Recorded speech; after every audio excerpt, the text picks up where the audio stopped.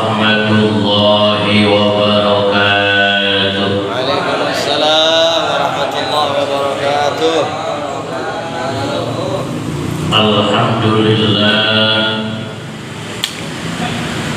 Alhamdulillahi rabbil alamin. Assalatu wassalamu ala asrofil anbiya'i wal mursalin wa ala alihi wa sahbihi ajma'in.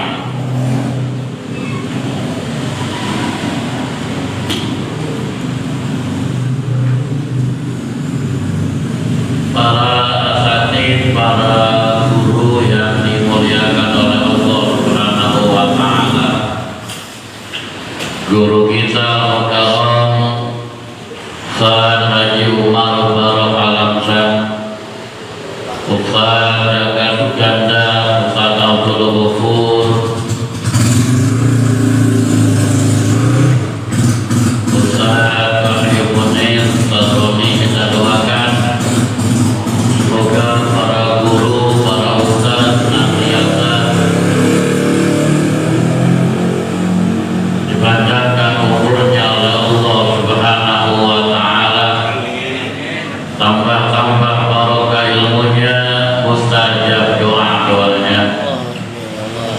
Ketua DKM Masjid Jami Al-Ikhlas Bapak Ustaz Edi Kasa SPDI beserta jajarannya yang sama-sama kita hormati, Ketua Pengajian Silaturahim Bapak Ustaz Muhammad Dahlan dan Bapak Wakil Ketua Bapak Haji Heri, kita doakan semoga diberikan kekuatan oleh Allah Subhanahu wa taala untuk bisa memanage pengajian kita semakin syiar dan berkah.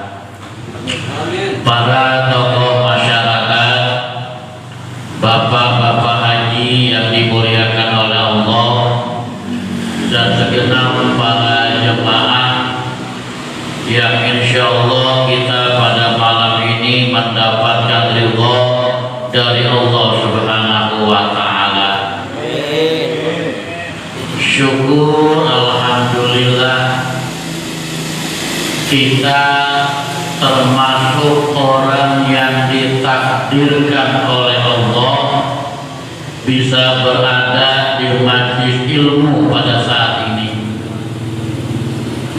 karena tidak semua orang mendapatkan anugerah seperti yang Allah berikan kepada kita sekarang ini. Di tengah sibuknya kita, ada yang lelah seharian bekerja, aktivitas, kegiatan, tapi di tengah lelahnya kita masih bisa menyempatkan diri duduk di majlis ilmu. Maka lagi-lagi ini merupakan anugerah Allah yang sangat besar yang Allah berikan kepada kita semuanya. Semoga kumpulnya kita pada saat ini Allah senantiasa telah menggugurkan semua dosa dan kesalahan kita. Amin. Sebagaimana hadis yang sering saya sampaikan bagi motivasi kita ngaji, man intaqala liyata'allam al-ilma ghufira lahu qabla an yahwa.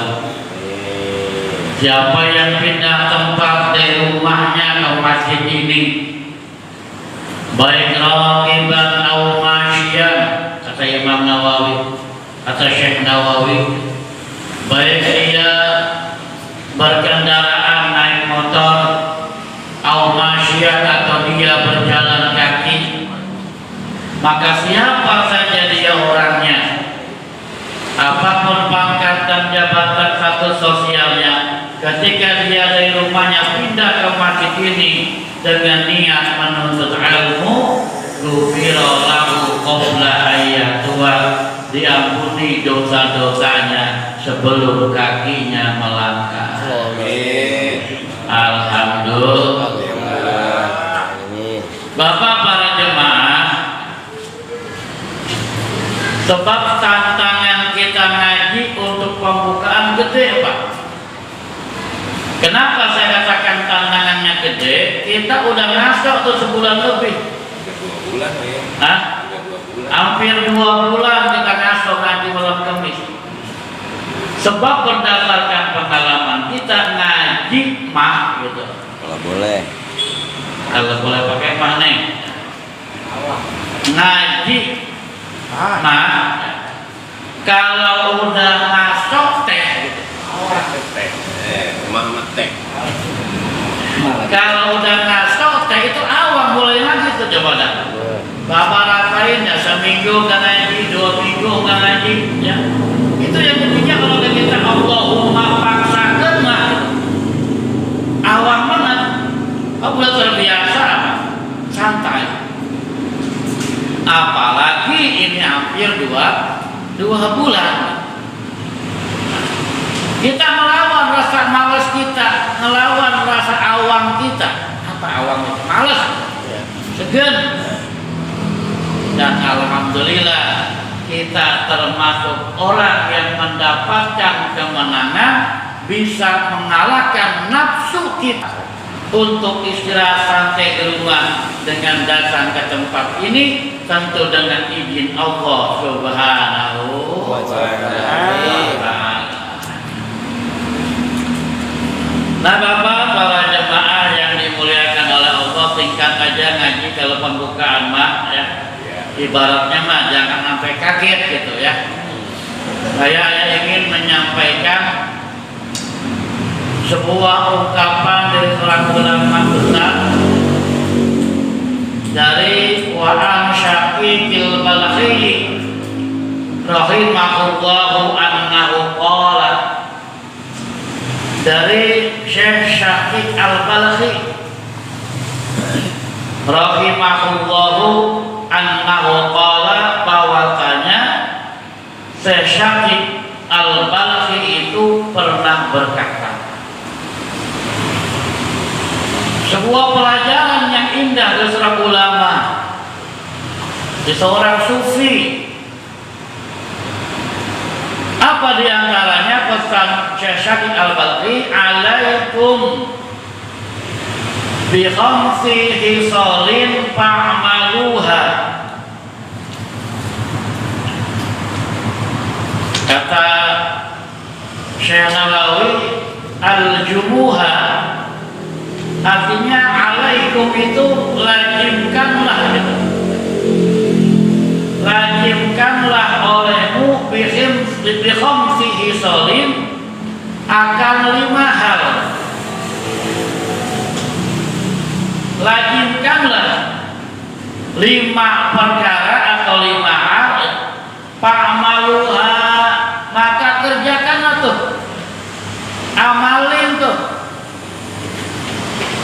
dawamkan 5 hal tersebut, kata Syekh Syafiq Al-Balakhi. Apa itu perintah beliau, wejangan beliau Syekh Syafiq Al-Balakhi kepada kita agar kita senantiasa mengamalkan 5 hal tersebut? Yang pertama, kata Syekh Syafiq Al-Balakhi, u'budullaha biqadri hajatikum ilaihi. U'budullaha, beribadahlah kau kepada Allah, biqadri hajatikum ilaihi, seukuran kebutuhanmu kepada Allah. Beribadahlah kau kepada Allah seukuran berapa banyak tuh kebutuhanmu kepada Allah. Logikanya begini, Pak. Kalau kita merasa kagak butuh kepada Allah, ya nggak usah ibadah. Tapi kalau kita merasa butuh sama Allah, maka beribadahlah kepada Allah. Semakin banyak butuhmu kepada Allah, maka semakin banyak ibadahmu kepada Allah. Itu mafhum dari perkataan Syekh Syafiq Al-Balakhi. Berapa banyak kebutuhan kita kepada Allah, maka beribadah kita seukuran kebutuhan kita itu.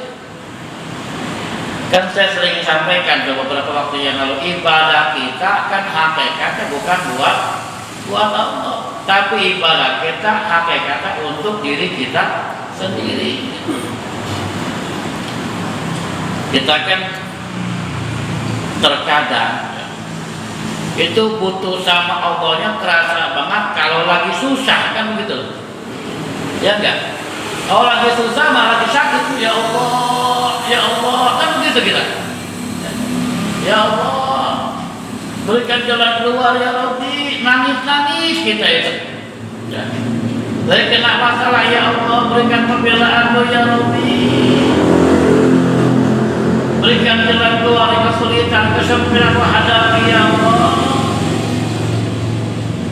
Yang pasti kita butuh kepada Allah, dan ingat ibadah kita butuh kita kepada Allah bukan hanya ketika lagi susah, tapi juga harus ketika lagi senang gitu. Sebab berapa banyak orang yang lulus diuji dengan kekayaan tapi gagal diuji dengan kemiskinan gitu. Kan begitu Pak? Ada yang diuji sama kemiskinan lulus, pas diuji sama kekayaan gagal. Lupa. Iya, ada yang diuji sama kekayaan lulus, diuji sama kemiskinan gagal. Apa contoh-contoh gini? Usahanya lagi lancar, usahanya lagi enak dah gitu kan ya. Dia ibadah dan punya beban tuh Pak. Ya bingung mikirin ekonomi, tenang dia tahajud. Orang-orang buat besok ada tabungan gede. Ya. Dia ibadah dia tenang. Sedekah dia banyak, duitnya gede. Anak lulus sekolah masuk kuliah, nggak pusing-pusing, tetap aja cuma ibadah. Waktu tabungannya banyak, dia rajin ibadah. Nah, karena nggak ada tantangan masalah ekonomi. Enak-enak aja, lurus hidupnya gitu. Nah, ketika dibalikkan situasinya oleh Allah, dari orang yang kayaknya orang yang valid, umpamanya usahanya bangkrut, usahanya gagal dan sebagainya, nah, mulai pelontang-pelanting gitu, mulai dia gelisah. Gua genengan rajin ibadah, usaha gua bangkrut juga, kan begitu kadang-kadang. Itu nggak begitu? Ya.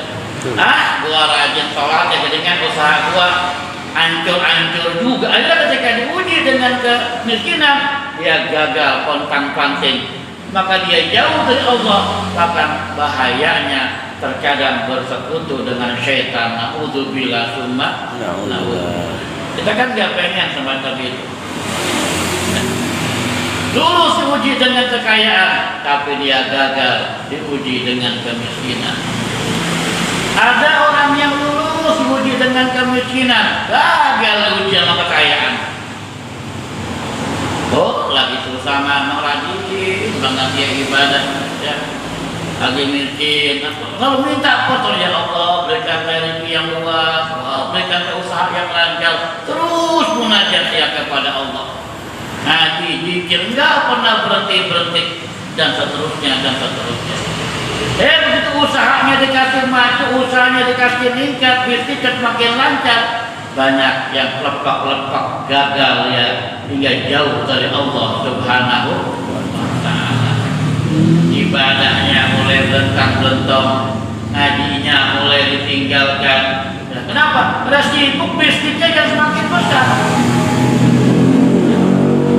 Itu contoh yang sangat populer dan yang sering kita cerita, lagi kisah Sa'labah, ya, lagi miskin rajin sholat sama Nabi, lagi miskin lagi berjamaah sama Nabi, ya. Minta doa ya Rasul, doa itu biar kaya ya Rasul, kata Sa'labah. Kalau kaya enak kan, pokoknya ibadah rajin, usaha juga enak, lancar, ngaji juga rajin, pokoknya enak, tapi biar kaya ya Rasul. Apa kata Rasul ya Sa'labah? Sedikit kamu syukuri itu jauh lebih baik ketimbang banyak kamu nggak mampu mensyukurinya. Terus sekali minta doa kali dapur sama Rasul, 2 kali minta doa lagi sama Rasul agar jadi orang kaya, lancar usaha. Tetap kata Rasul, sahabat, sedikit kamu syukuri jauh lebih baik ketimbang banyak kamu gak mampu mensyukurinya. Tapi sahabat gak putus asa, terus dia minta doa kepada Rasul. Akhirnya doain juga tuh salah Rasul agar usahanya lancar. Dia kasih modal 2 ekor kambing. Ya. Makin lama kambingnya makin banyak, makin lama kambingnya makin banyak. Ya. Pengembalanya makin jauh dari pinggir kota Madinah. Ya. Akhirnya mulailah yang biasanya sholat 5 waktu bareng beliau Rasul mulai bolong-bolong. Terus makin berkembang bisnisnya Sa'labah. Yang biasa 5 waktu udah gak kelihatan, tinggal Jumat doang kelihatan kepada Rasul. Makin banyak kambingnya, makin besar bisnisnya, makin jauh dia dari Madinah mengembala kambingnya, bahkan Jumat pun tidak kelihatan. Ditanya kemana Sa'labah? Apa kata Rasul? Ya Rasul, Sa'labah sekarang sibuk, kambingnya makin berkembang biak. Kalau bahasa kita bisnisnya makin lancar ya Rasul, ya gak sempat dia untuk datang ke sini. Kalau keluar Madinah dia mengembala kambingnya. Apa kata beliau Rasul? Kasihan Sa'labah.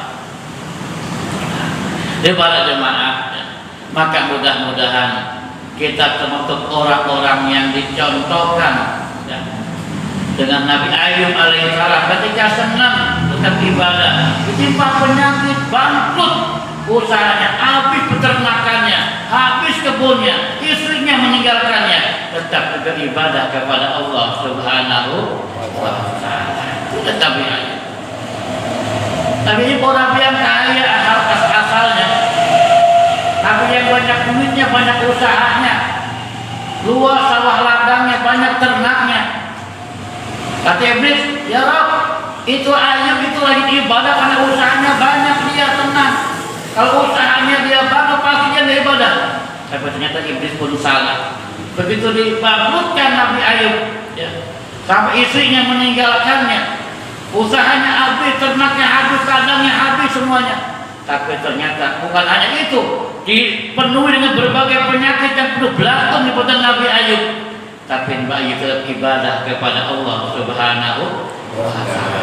Maka mudah-mudahan sebagaimana Allah yang firmankan ya, kepada kita semua, wa ma khalaqtul jinna wal insa illa liya'budun, dan tidaklah aku ciptakan jin dan manusia kata Allah illa liya'budun, untuk ibadah kepada Allah Subhanahu wa Ta'ala. Nah, balik kata Syekh Syafiq Al-Balhi ya, ubudullaha biqadri hajatikum ilaihi, beribadahlah kau kepada Allah sebanyak berapa butuhmu kepada Allah.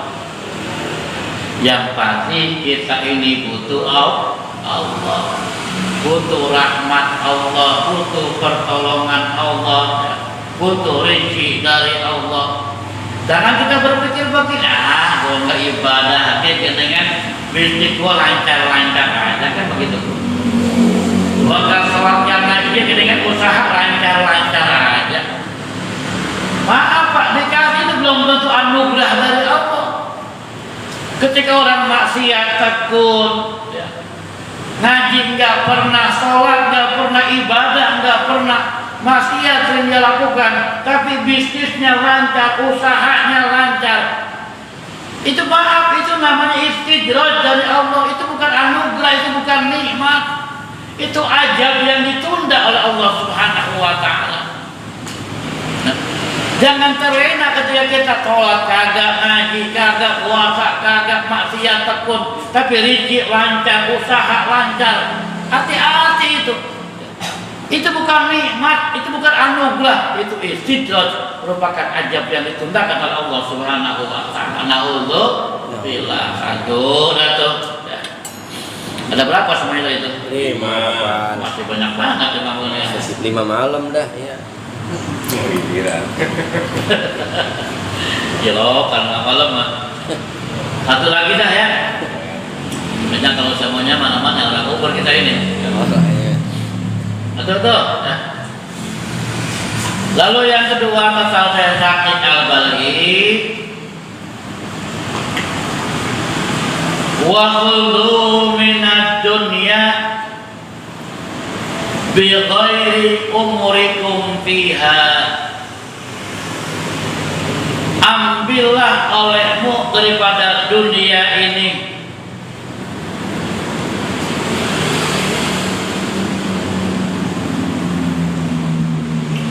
kata Syekh Nawawi min mataiha, maksudnya daripada perhiasan dunia. Silakan ambil dunia, ambil olehmu dunia ini, kata Syekh Nawawi. Biqadri umurikum fiha, ukuran berapa lama umurmu di dunia itu. Ambillah olehmu dunia. Apa dunia? Harta, tahta, wanita boleh. Biqadri umurikum fiha, seukuran berapa lama umurmu di dunia. Sebab apa?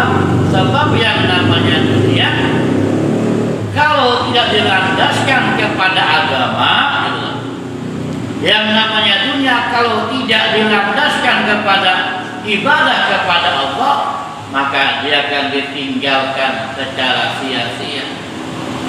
Berapa lama umur kita di dunia? Maka ambil dunia itu artinya begini, orang Islam boleh memiliki dunia. Jadi orang kaya boleh, jadi pejabat harus ada, jadi pengusaha harus ada. Jangan orang Islam miskin semua. Kalau ada yang kayanya, yang jadi pejabatnya, yang jadi pusatnya, yang jadi kiainya, biar saling melengkapi. Nah, begitu pengertiannya. Ambil silakan dunia, coba berapa umurmu ada di dunia ini. Termasuk maaf nih, ada yang kadang-kadang berkata seujun, itu kiai bupalik itu mobilnya mewah banget, umur dunia, nah gini, kayak gitu ya. Jadi katakan ketika ada ulama pakai mobilnya mewah, gitu kan ya. Dikatakan hubud dunia itu pendapat yang salah. Hubud dunia itu bukan berarti kagak boleh memiliki dunia. Gitu. Selama ini kan orang mengartikan hubud dunia itu orang yang kalau cinta kepada dunia hingga dianggapnya nggak boleh punya mobil mewah, nggak boleh punya rumah gedong, nggak boleh emas intan, nggak boleh dianggapnya hubud dunia. Enggak juga. Orang yang memiliki emas intan berlian, memiliki harta kekayaan mobil mewah, belum tentu dia hubud dunia. Gitu. Hubud dunia itu ketika dunia itu melalaikan dia untuk ibadah kepada Allah, itu hubud dunia namanya. Kerjaannya melalaikan dia buat ngaji, buat ibadah, buat sholat, itu hubud dunia namanya. Bukannya buat orang-orang kaya. Contoh, ada orang kayanya datang ke masjid sholat Jumat umpamanya pakai apa, motor yang paling mahal lah, pakai motor paling mahal, kayak hubud dunia, atau bawa Ferrari, bawa Ferrari lah, mobil yang miliaran umpamanya, pakai mobil-mobil mewah. Apa itu hubud dunia? Belum tentu.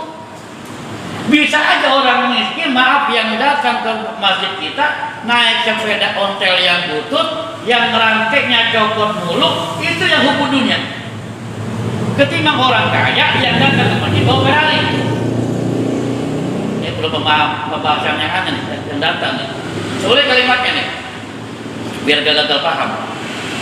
Cuma saya minum dulu boleh? Boleh. Minumnya nggak boleh pada kamera, kalau minta meninggal. Ngomelin. Soalnya kalimatnya begini. Ada orang kaya datang ke masjid Al-Ikhlas bawa Ferrari. Ya. Lalu ada orang miskin datang bawa sepeda ontel yang langsingnya copot mulu, remnya nggak pakai sandal jepit. Pakai nggak ada remnya, sepeda pakai bututnya.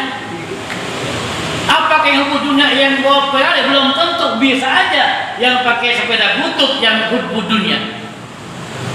Bagaimana pengertiannya begini?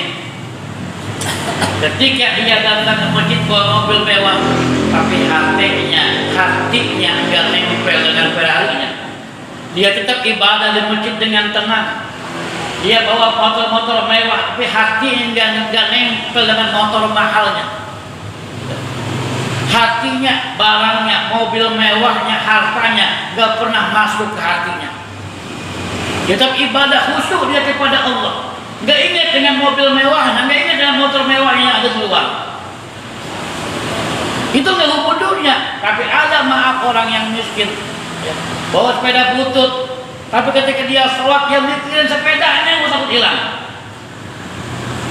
Dia zikir, mikir sepedanya terus ada yang nyolong. Itu yang hubungannya. Kenapa? Hatinya makin nempel kepada harta, walaupun hartanya berputus, sepedanya butut. Agak dalam lagi maaf ini ya, agak dalam pembahasan ini. Ya. Itu hubungannya apa? Jadi hubungannya itu bukan buat mereka yang punya harta benar, enggak. Sedikit apapun harta yang kita miliki, sebutut apapun sepeda yang kita miliki, tapi kalau nyantel itu sepeda di hati ketika ibadah kita kepada Allah, justru malah nyantelnya ingat dengan sepeda yang butut, maka itu lebih hubung dunia ketimbang orang yang ke masjid bawa Ferrari tapi hatinya nggak pernah nempel ada Ferrari di hatinya, nggak pernah Ferrari itu ada di hatinya, nggak pernah. Jadi silakan wudhu dunia, ambillah dunia itu, ya. Nggak apa-apa untuk bekal ibadah kita kepada Allah Subhanahu wa ta'ala. Dunia majra'atul akhirah, dunia merupakan ladang akhirat. Para jemaah yang dimuliakan Allah Subhanahu wa ta'ala, ya. Jadi demikian sepintas pemahaman kita tentang hukum dunia, ya. Tidak selamanya, ya, orang yang memiliki harta yang mewah, mobil yang mewah dunia, ya, tergantung bagaimana harta itu nempel atau tidak di hatinya.